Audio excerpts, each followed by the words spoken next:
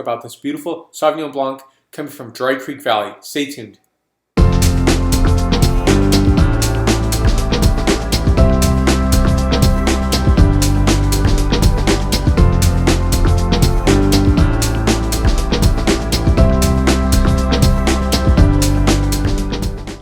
So what I'm doing right now is optimizing, characterizing for a fuller glass because I really want the oxygen to fold and to bring out the best of the wine. And I've pretty much abandoned, and it's just been recently, I'd say in the past maybe 16 months, 18 months, that I've really said, you know, no more white wine glasses. For my guests, yes, if they want that, it's perfectly acceptable. But for me, it may not look pretty or elegant to have just red wine glasses on a table when I think there's an expectation that there's going to be a variety of sizes and shapes and so forth. But for me, it's a true way of tasting wine, one where I think I get the most authentic experience. So here's the producer right now. This is called Gustafson. Now Sauvignon Blanc, this is Heritage Tree Vineyard, and this is Dry Creek Valley 2013 vintage. Very simple, elegant label.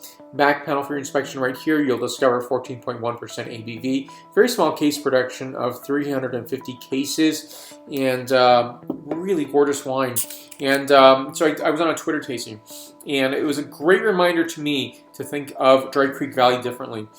And simply this, if you ask 5 different people, name me 4 or 5 different varieties from the region, they'd probably list all red wine varieties as opposed to, yes, there's white wine varieties grown in this region. And what's south of Dry Creek Valley? Well, Russian River Valley, Sauvignon Blanc, some Chardonnay, right? And other white wine varieties as well.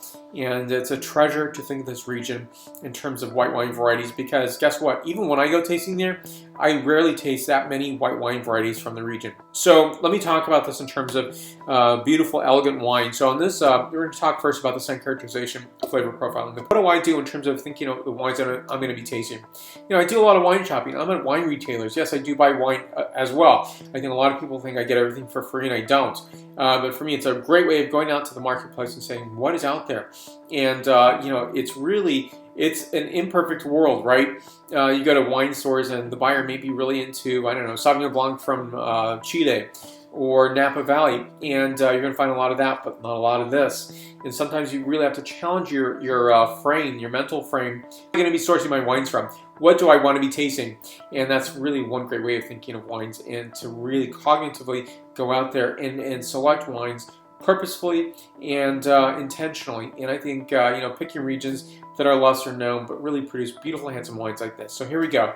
Scent characterization, flavor profile, and the point score. So on this, I'm getting notes of heirloom apple, field after rain, apricot, white flowers, and a bit of baking spices as well. So here we go first to the scent characterization, flavor profile, and the point score. So on this, I'm getting notes of heirloom apple, field after rainstorm, apricot, white flowers, and a bit of baking spices as well. Next is the flavor characterization, then the point score.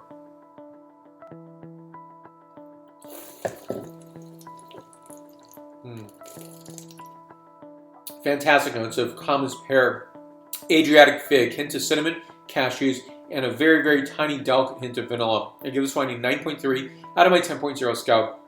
Think of this as 93 points out of 100 points. So many more wines to come. My tasting table is overflowing with some beautiful wines, so stay tuned for more. Connected, I'm on a variety of social medias, Facebook, Twitter, Google+, Pinterest, LinkedIn, as well as Instagram and WordPress. Thank you so much for watching me today. Stay tuned for more. Salud.